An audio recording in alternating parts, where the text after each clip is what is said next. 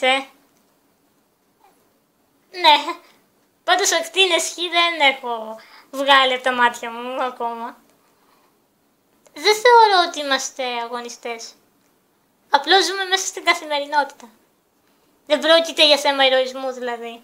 Το ότι καταντά να χρειάζεται να δώσεις αγώνα αν είσαι ανάπηρος για να βγεις έξω από το σπίτι σου, μιας και η κοινωνία είναι έτσι δομημένη ώστε να θέτει ένα σωρό περιορισμούς και εμπόδια.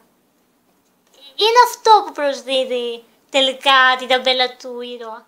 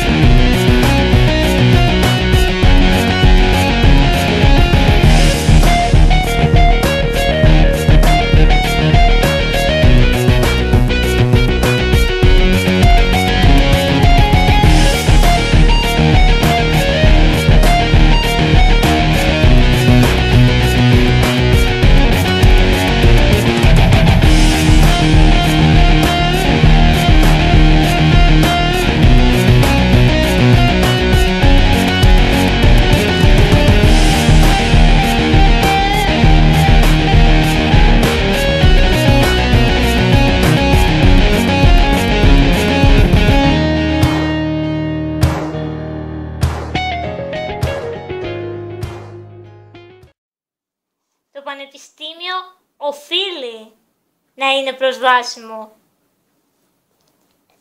Πρέπει να είναι για όλους τους φοιτητές.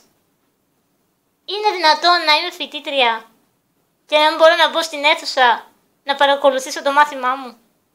Είναι τόσο παρανοϊκό δηλαδή αυτό?